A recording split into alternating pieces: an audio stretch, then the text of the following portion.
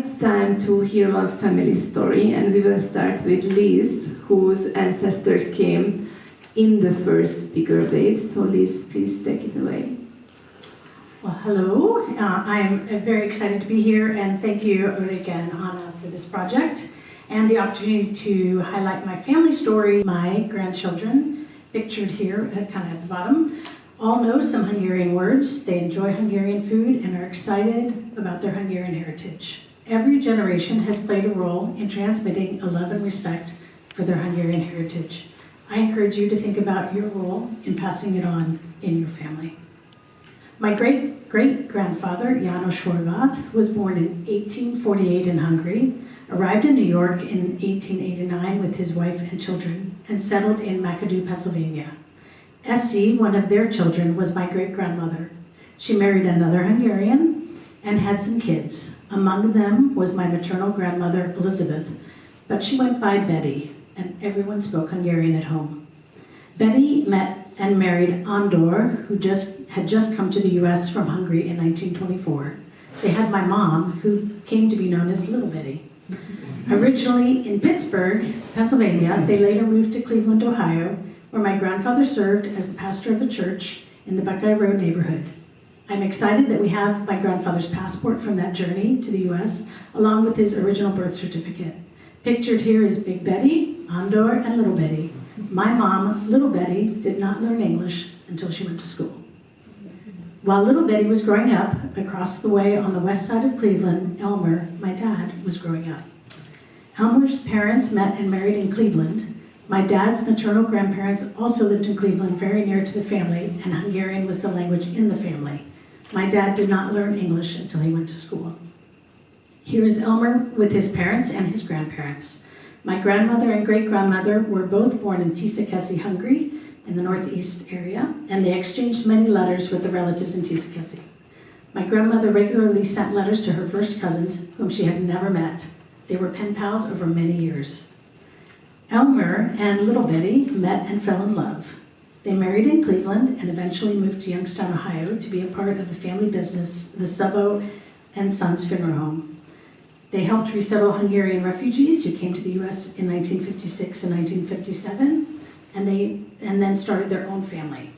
My parents had 4 kids, and we were all very familiar with Hungarian food and music, and we frequently heard the language in our home. Hungarian heritage and culture surrounded us. Unfortunately, my father died in 1970 after a short illness.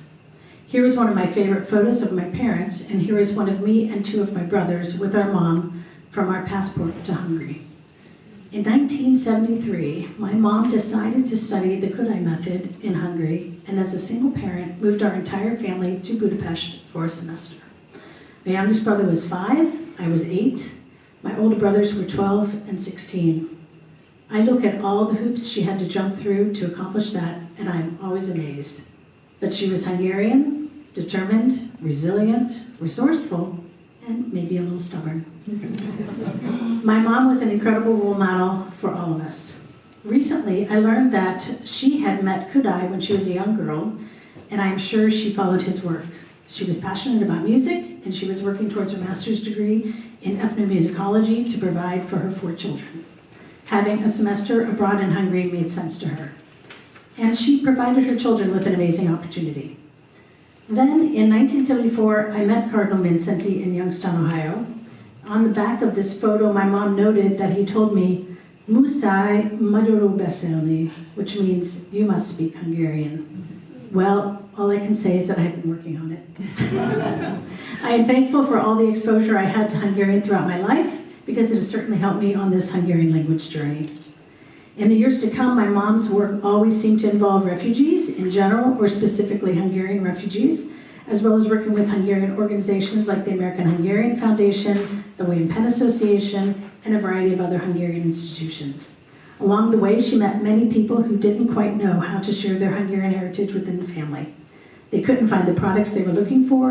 They were excited about being Hungarian, but sometimes the parents were so busy trying to get acclimated to life in the United States that their Hungarian traditions were falling by the wayside.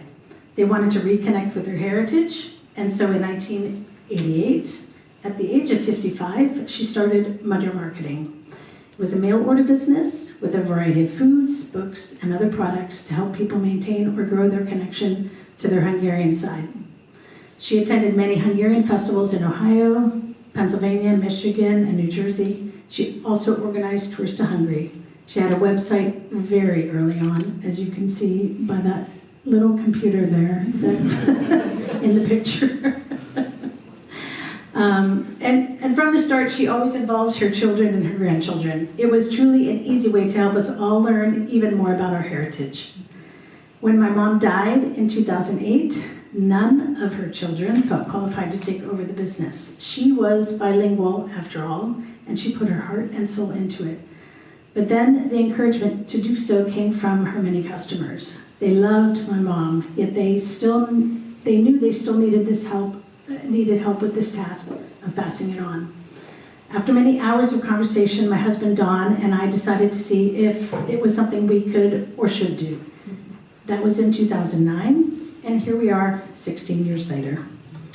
We still do tours to Hungary and Transylvania. We offer a variety of online language and cooking classes, as well as other classes about a variety of things related to genealogy, heritage, and culture. We still sell books, folk art, food to those who are passionate about sharing their Hungarian heritage with the ones they love. Everything we do is in English, and we even have changed the name of the business to make it easier for the second and third generation non-Hungarian speakers to find us. Now we are called the Hungarian Store, and we provide a lot of ways for people to stay connected with their Hungarian heritage, particularly those who are not living near an active Hungarian community. We have worked with Rika and Anna on several projects, and we offer the Hungarian Roots American Dreams books because they offer such incredible insight into family experiences for those who want to more fully understand the immigration experience through the various waves of immigration.